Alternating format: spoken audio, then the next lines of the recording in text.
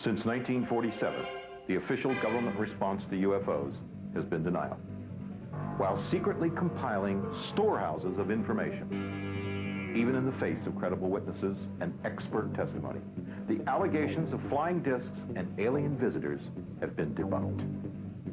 It has even been charged that U.S. citizens have been threatened with death if they ever tell what they saw. Times have changed. Science has changed. It's time to take another look. It's time to reopen the UFO file. Paul, come on! Hurry up! Mr. and Mrs. Paul Trent worked on a small farm just outside of McMinnville, Oregon. On a clear spring evening in 1950, they witnessed and captured on film an event that would change their lives forever. The resulting photographs will stand to this day as the single most convincing piece of evidence supporting the existence of UFOs.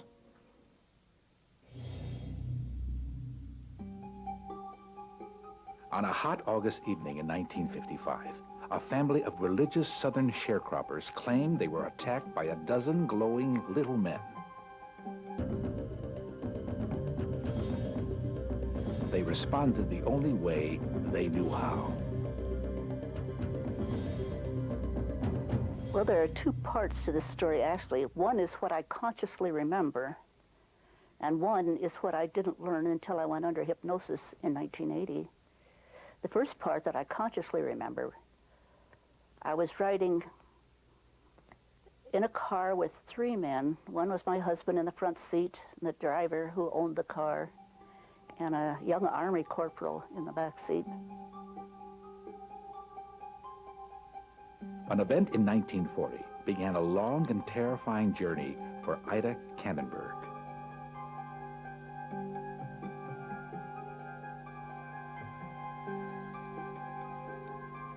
One that would lead her to the brink of mental breakdown and near suicide.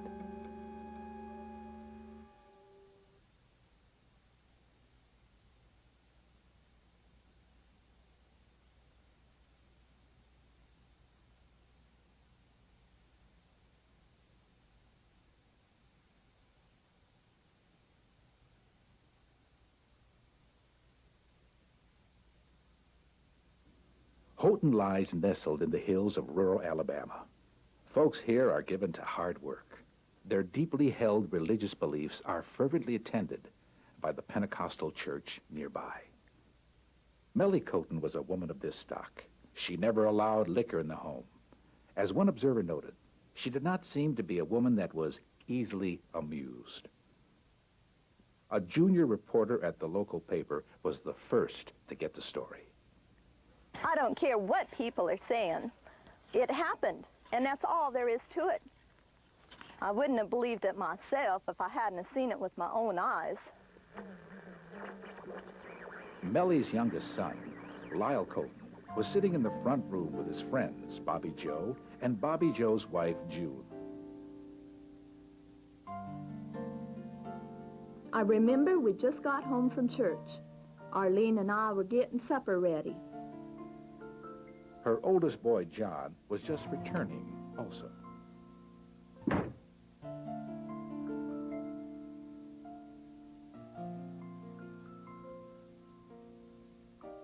Bobby Joe and June was sitting in the corner, and I asked him if he'd go out to the well for some water.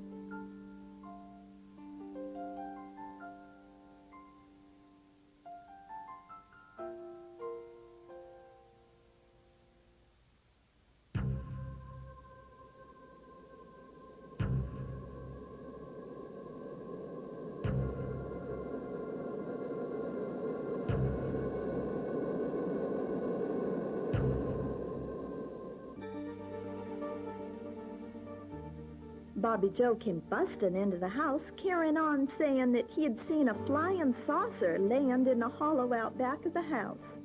Well, they were all laughing and teasing him because he was going on and on about it. I think it was John said it was probably a fallen star.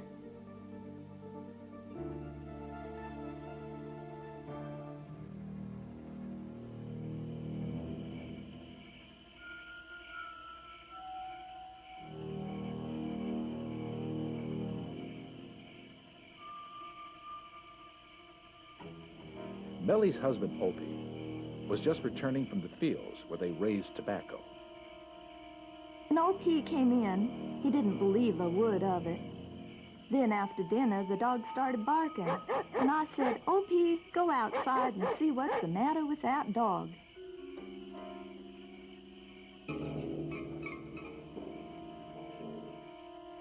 Opie wasn't prepared for what he'd find in the darkness.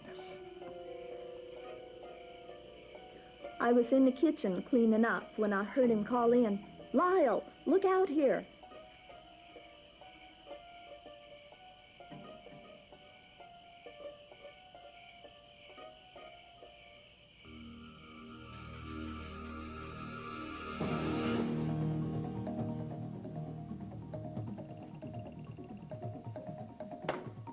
I heard all this commotion. Somebody yelled, "It's out the window!" That's when I saw it too. I fainted dead away. The men went instinctively for their guns.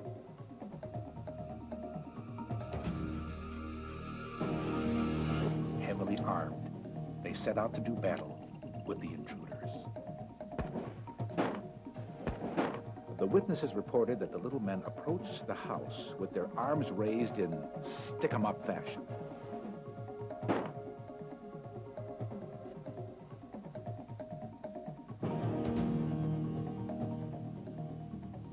Lyle turned off the inside lights, hoping the creatures would go away.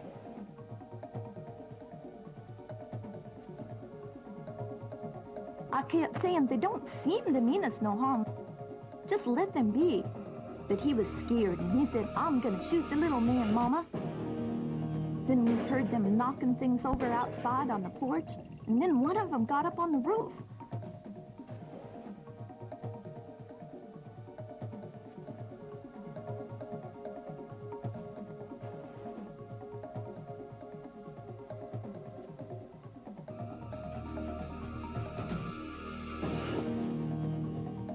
I heard him yell, one of them grabbed my hair. And I heard the shot.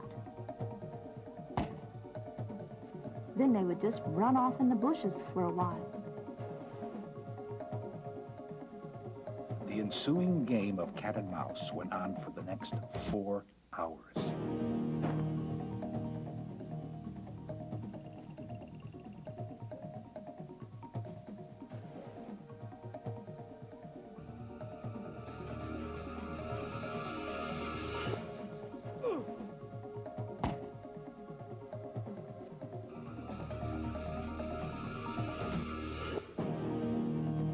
Feeling helpless at the ineffectiveness of their guns, they decided to make a break for it and get help from the sheriff in town.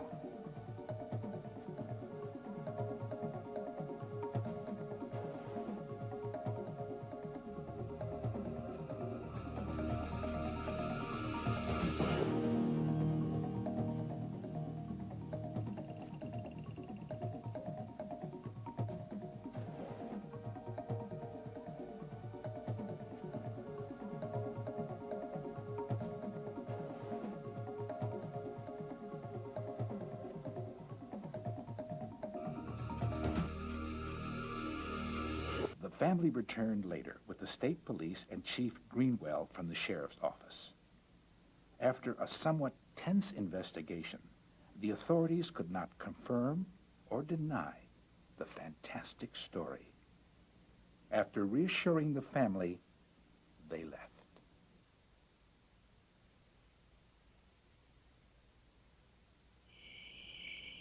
After the police left, I went to bed. I woke up about 3 a.m., and that's when they came back. I still remember their clawy little hands on the window. Ever since this all happened, people been all over here. Been getting in the house and tramping my garden. I just wish they'd go away. Why won't they just leave us alone? Some people say that the ensuing barrage of reporters, curiosity seekers, and charlatans drove the family out. We don't know why they left. Only that the one remaining witness, Lyle Coton, moved to the adjoining county and refuses to talk about the incident. One story says that years later, while riding with a neighbor in a pickup, Lyle offhandedly remarked, "Remember that UFO thing? We're nothing to it." Nothing else was ever said about it. Perhaps it was a fabrication or mass hysteria. Maybe it really happened. Maybe Lyle just wanted to put an end to it.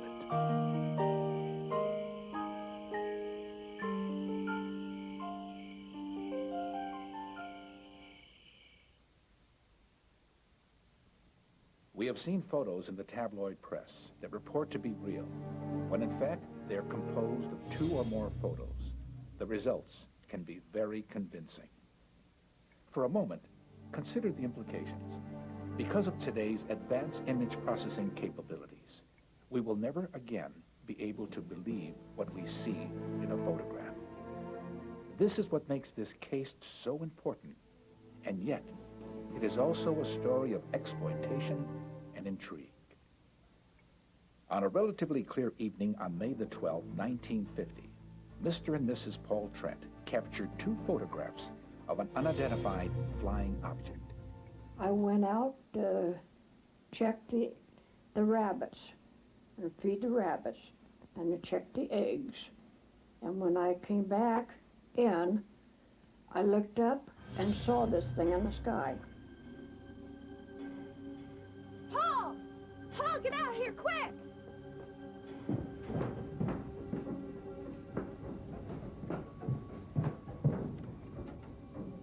Paul, Paul, come on! Hurry! Mr. Trent took the first photo as the object passed within 500 yards of the house. The second was snapped as it veered west and began to gain altitude. He had to change position as the object passed behind the garage to his left. And he took the picture of it as it was straight, and then as it tipped. And when it tipped, it had that wind. It just come up like that, and then it tipped, and just, I mean, really went. It didn't have no smoke, no motor, just the wind onto it. And it would, I would say, right around the size of a big parachute, maybe a little bit bigger, but right around that size. It went fast. I've never seen anything go so fast in my life as that thing went. Yeah. Using information gathered from the Trent's testimony, combined with aerial photos taken around that time, this computer animation was created and superimposed against the actual background very near where Mr. Trent stood to take the pictures. At that time, Mr. Trent feared that he may have exposed some kind of government experiment. As a result, he did nothing with the photos. His niece, her husband was in the service, and he showed the pictures to him, and he took them in to the bank guy. The guy's dead now, but was a bank guy.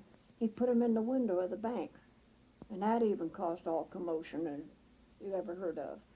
I went down the street one day, sometime in June in 1950, and walked into the First National Bank, and Ralph Wortman, who with his brother owned and operated the First National, got a hold of me and said, "Phil, you better find out," he says, "one of our customers, Paul Trent, who lives out towards on the Sheridan Highway, has some pictures of unidentified flying objects that he took. So he said, you better find out and see if you can get a hold of them."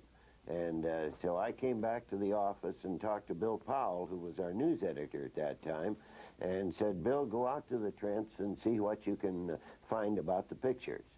My publisher came in and says, "Bill, we have our 2 bankers, Paul and Ralph Wortman, have seen pictures of what appear to be authentic pictures of flying saucers." And we chased the story down. When Bill got out there, they couldn't find the negatives, as he told it at that time. And as a consequence, they searched, and they finally found the negatives rolling around on the floor under the Davenport. Bill Powell returned to the paper with the story and the negatives. I did my own darkroom work, in addition to punching out the news stories. And I projected the things on the wall to make sure that there were no strings holding these objects up. Unable to find anything wrong with the photos, they decided to run the story. Bill brought the negatives back in. We made pictures and had big zinc plates made of them and published them on the front page of the newspaper the 8th of June in 1950. And from that time on, we created a windstorm about what was going on these UFOs. By June the 11th, the story was run in the Portland Oregonian and the Los Angeles Examiner. And they took pictures of ours and put it in the news register. And then all kinds of people wrote into them to get that news register, that front page especially. Nationally known radio commentator Frank Edwards was fascinated with the story.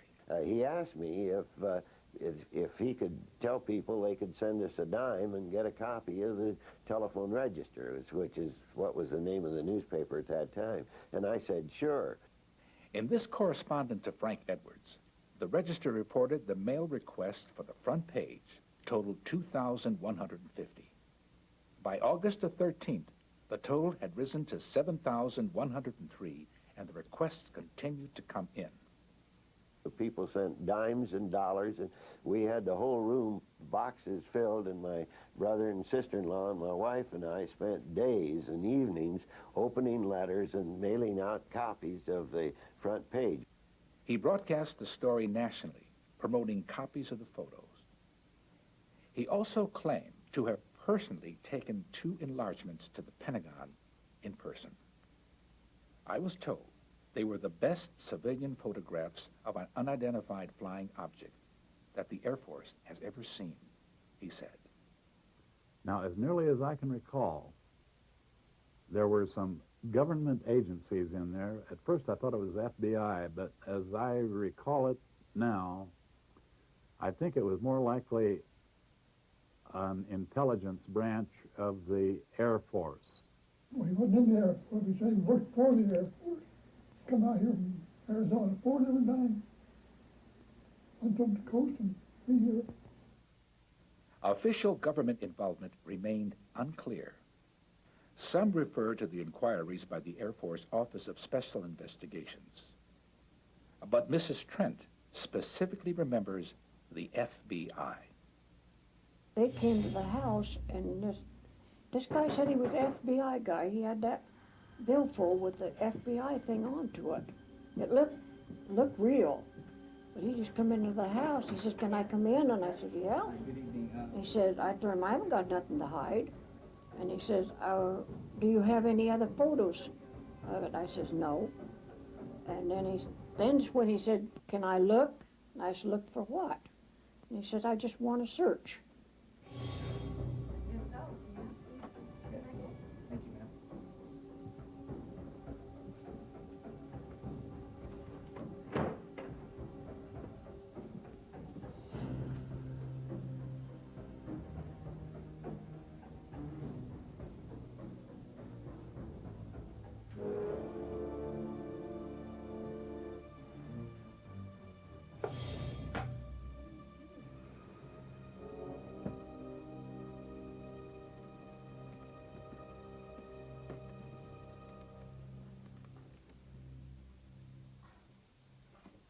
And so he just started in, dumped the stuff out of the dresser drawers onto the bed, went all through it, didn't find anything, done the same way with the chest of drawers.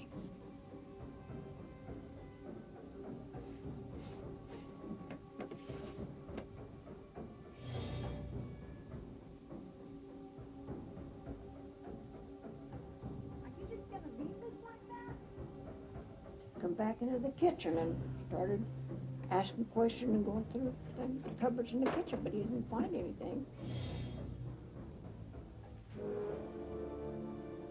But he didn't put nothing back either. I had to put everything back that was in the dressers and in the chest of drawers, which was a job to do. Clothes was all there was into it, nothing else but clothes.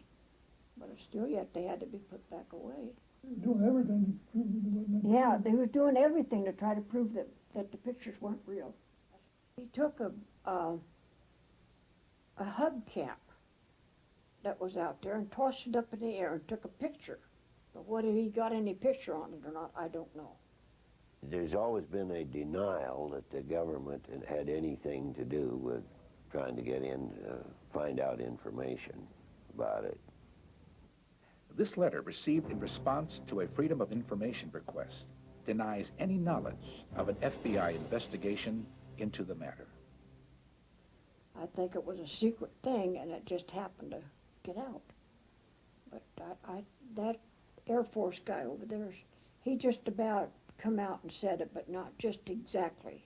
The worst part of it was the FBI guy coming and taking and going through all your stuff. And it wouldn't be just one time, it would be several times. They just come and want to take pictures out in your yard and everything, just bother you. The Trents were flown back to New York City by the producers of We the People television show for a special appearance. And they were instructed to bring the negatives. We went back to New York on We the People television, and they tried to get us to say all different things, which wasn't so, but we wouldn't do it. If we couldn't tell it the way it was exactly, we weren't going to do it. Well, when they found out that we weren't going to do it, then they said, okay, we'll do it. Do it just the way you said it. So that's what we did. And they kept our negatives. We never did see them again. Typically, UFO hoaxes are accompanied by an effort to profit from the attention. This opportunity never seems to have occurred to the Trents, although apparently the value of the negatives did not escape the notice of others. And we had a great deal of difficulty finding the negatives. We couldn't find out who had them. UPI at that time said they didn't have them, and they appeared in Life magazine in August, and then they were reprinted all over in publications of books on UFOs all over the country. Why were the producers of We the People so adamant about bringing the negatives to New York when they used photos for the show? In 1968, Edward Condon was in charge of the official U.S. government project to examine the growing body of UFO evidence. It was then that the Trent case resurfaced. The negatives apparently turned up in the files of the INS, International News Service. The Trents were re-questioned, geological maps studied, and the conveniently rediscovered negatives were given a complete scientific examination. Independent computer-aided analysis carried out by GSW and the Jet Propulsion Laboratory failed to find any evidence of wires or any supporting structures attached to the object. Their conclusion, the negatives have not been tampered with. In 1969, after the release of the Condon report, William Hartman, case analyst for the study, gave this conclusion: an extraordinary flying object flew within sight of the witnesses. This was a bold statement, considering the majority of findings of the Condon report. Still, detractors were adamant about proving the Trent photos were somehow fake.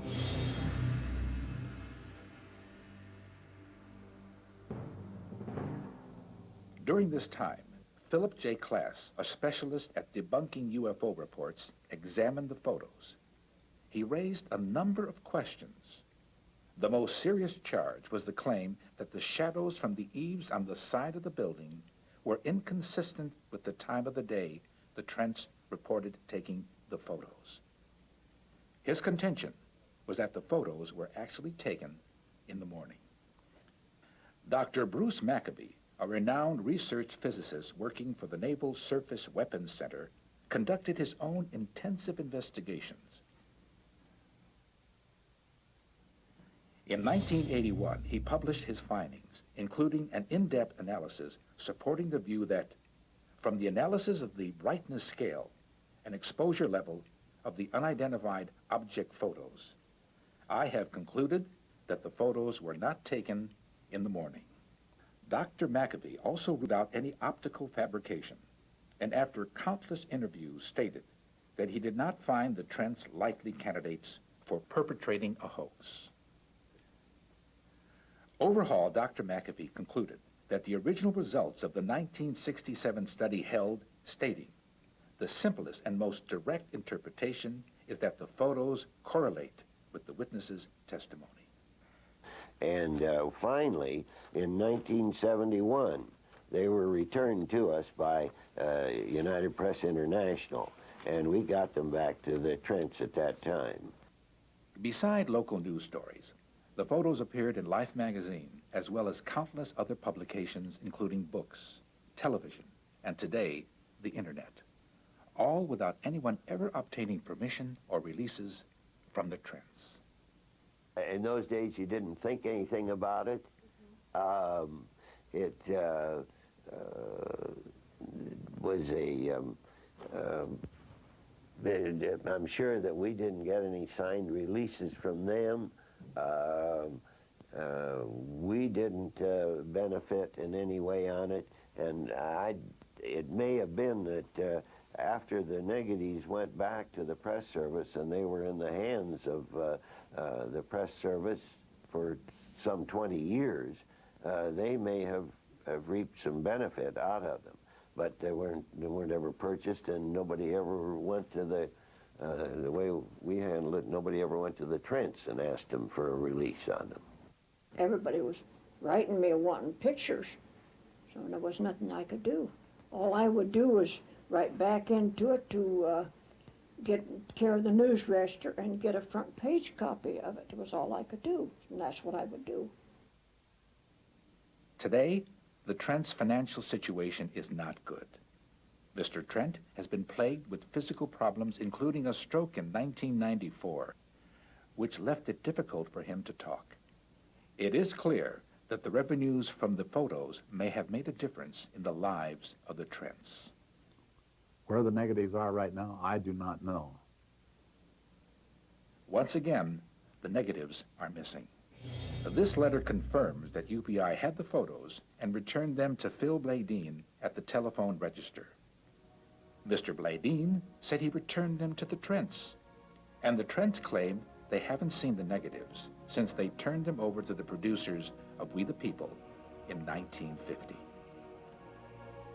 In fact, what we know is that UPI had the negatives for more than a decade. Today, UPI's entire photo collection is part of the Bettman Photo Archives, a recent acquisition of Bill Gates. Could it be that some forward-thinking individual, realizing the importance of these negatives, has abducted them, keeping them in a safe place for future generations? Perhaps they really did reveal something that someone felt was better left unknown. Or maybe they are truly lost, again, rolling around under someone's sofa. We may never know. There was nothing that I could hide, because there wasn't nothing to hide in the first place. All it was the pictures. Paul, come on! Hurry up! And they were not people that we thought that would come up with a fictitious scam. And they had made no effort to have them published. It was the only reason they were published is because we went out with Mr. Powell, and as a result of Mr. Wortman, we went out and got the negatives and brought them in and had the plates made of them. And the thing that's interesting is that the Trent photos are basically about the best photos that still have ever been published about UFOs. I definitely feel that this was as authentic as you could get.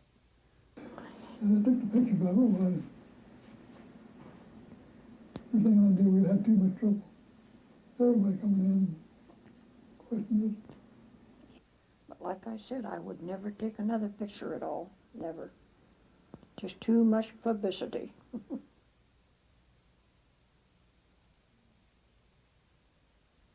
Well, there are two parts to this story, actually. One is what I consciously remember, and one is what I didn't learn until I went under hypnosis in 1980. The first part that I consciously remember, I was riding in a car with three men. One was my husband in the front seat, and the driver who owned the car, and a young Army corporal in the back seat. We were driving straight through from Bremerton, Washington, and my husband and I were going to get off in Phoenix at my sister's house for Christmas. This was December 1940, and it was the night of the 22nd, close to midnight. Of course, we were tired. We'd been driving straight through, and we saw this red glow come up over the, sort of over the valley, I guess you'd call it, somewhere between Indio and Blythe. Actually, it was between Desert Center and Blythe, to be more exact. And at first we thought it was a little forest fire because we'd seen several. It had been raining and thunder and lightning very hard, and it started little blazes, and then the rain would put them out. So we said, oh, it's another forest fire. Well, the glow kept growing and went up the sides of the mountains on either side of the valley, and we knew that couldn't be a forest fire. It was too even. It was too deep a red and too even. And then this object rose over the horizon. And it took another 40 years before I learned what that was all about. It started when I started playing with a pendulum, and I made a circle with letters around it, like an alphabet, so that the pendulum could answer my questions, something like a Ouija board along the same order. But as I played with that more and more and more, it became an absolute compulsion. I couldn't leave it alone. Night and day I was playing with that darn thing. And as it went on, I began to hear the words in my mind before it spelled out the message. And that was the way the telepathy came into my mind. In 1989, Ida happened upon Beyond Reality magazine. There she read with fascination a description of the works of Dr. Leo Sprinkle. Through hypnosis, he has found a number of people who claim to have been contacted by aliens, and the symptoms they described were identical to what Ida had gone through for years. I think if Leo hadn't shown up right at that time, I would have been completely bats, because it got to the point I just couldn't take it. And he saved my sanity, if not my life. I'm very grateful to him, and he's done this for many people, not just me. What I remember, even under hypnosis, is very spotty, very sketchy. I don't remember everything. I was playing across the street from our house under a lilac bush, and I heard somebody coming. You could hear the swish in the grass of their footsteps, and it was two men. I had very poor eyesight, and I did not wear my glasses out that day to play, so I couldn't see the men too well. If one was a larger man and older, and the other was a younger, slender man. And he asked me where a certain man lived in the neighborhood, and I said, right there, that house. It was just right next to us, practically. He says, this house right here? I said, yeah, right there. So he turned and said something to the younger man, and they conversed a little while, and then he turned back to me. He didn't mention the man they'd asked for again at all. I just sort of forgot him. He began to ask me questions about myself. What was my name, and where did I live? What was my father's name? What kind of work did he do? And where did I go to school? Did I like school? And the usual questions that a stranger would ask a child. And then they went and got in their car and drove away. Well, about that time, my mother came bustling out of the front door, which she never used. We always used the back doors in those days. But she came out of the front door, and she had her little camera. She says, I just have one film left. I want to take the pictures so I can send them to be finished. And then she asked rather casually, when Mother was casual, there was a purpose to it. She says, who were those men talking to you? What did they want? And I told her what I knew they had said and so on, just asked questions. She says, well, they didn't go to Mr. Barton's house. They drove away. Why didn't they go to his house? I didn't know. So after that, she was very nervous. If I got home late from school, she would be out by the front walk, watching down the walk, making sure that I was coming home all right. And my older sister told me later that Mother was very, very nervous about that incident. She felt there was something wrong about the men, and wondered why they had not gone to Mr. Barton's house after asking for him and had driven away. Her memory of the strange events on the night of December the 22nd, 1940, also came into sharper focus. During the time when I thought I was asleep, I had heard some crunching of footsteps in the gravel. The back door opened, and a blast of cold air hit me. And I thought, oh, good, the men are coming back. And then I thought I went to sleep again. And after a while, I again heard footsteps, and the back door opened. And so I sat up and looked, and it wasn't the men at all. It was two strange men. My men were still down in the headlights of the car talking. And the two strange men said, there's been an accident. We need help. Can you come and help us? So we walked down the road a ways, and we came to this round object. I thought it was a cabin. I had heard something about Quonset huts. They were making them to send to Alaska as barracks. And I thought, well, maybe it's a Quonset hut or some kind of a round cabin. But what's it doing way out here in the wilderness, so far away from everything? The door was open and the light was streaming out of the door, and they took me up and they said, step up, there's a high step here. Well, I tried to step up with my left foot, and I happened to be right-footed. I just had balance if I step up with my right foot first. So I couldn't make it with my left foot, and I stepped up with my right, and someone leaned down, and he grabbed a hold of my wrist in what my dad would call a lumberjack's grip, like that. And he just yanked me up into the cabin. The other two men had not touched me. They showed me a man who was lying there, a rather short man, and who was bleeding rather profusely from his shoulder. And then they took me over kind of a table that let down from the wall. And they apparently took blood from my left arm. And then they began to talk and persuaded me that they wanted to contact me again, that they wanted a conversation with me or communication with me in the future. How many choices Ida had with regards to continued contact with her alien visitors is hard to say. For the last decade, Ida has been called upon to channel one of the visitors, an alien who identifies himself as Weish. Ida was able to allow us to talk with Weish in a special channeling session. Channeling is a type of hypnosis. As far as I know from my own research, you have to be in some state of relaxation where the conscious mind is put aside and the unconscious mind is allowed to become dominant.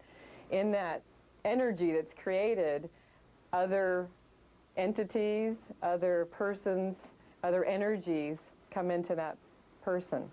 It's been documented from the beginning of time. It used to be called mediums. They were the mediums. Sometimes people saw them as quacks. Sometimes they were actually legitimate. It's hard to say. How do we know? We have no real tests for that in the world. I was born in Russia. My mother was Russian. I have always referred to my father as a UFO fly-by-night.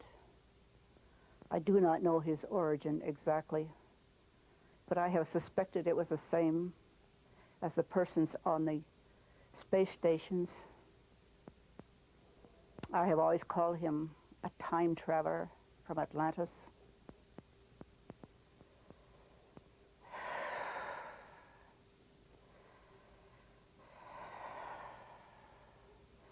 When I was about 7, my mother died. There was no one left to protect me from relatives who did not approve of my existence. People came in the UFOs and took me to another planet in the Sirius system.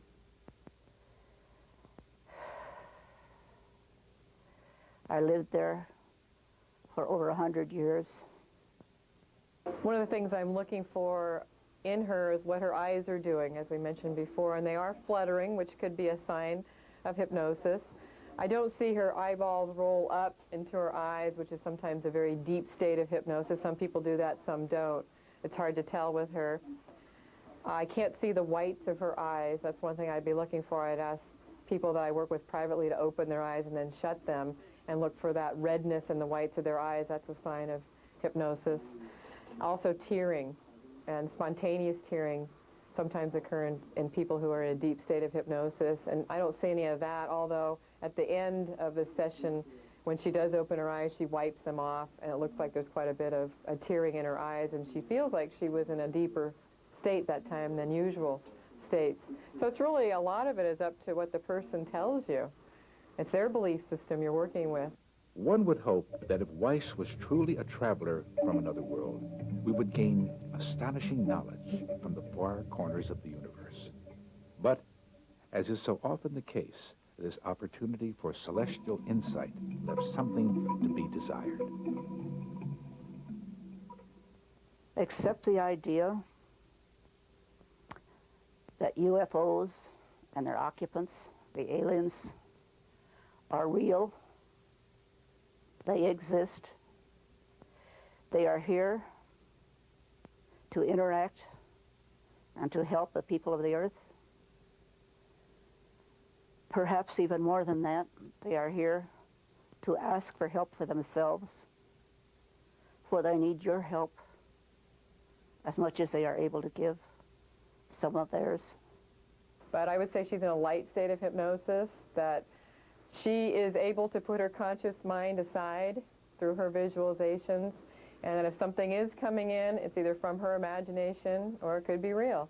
And I'm not the expert here, she is. So I'd say that she's doing something with her energy, whether it's imagination or whether she actually is bringing in this entity. Only time will tell. Our longing for contact with life from beyond is deep and persistent. As we take our first steps into the vastness of deep space, the idea that we may not be alone can be sobering, especially for a species as self-absorbed as we.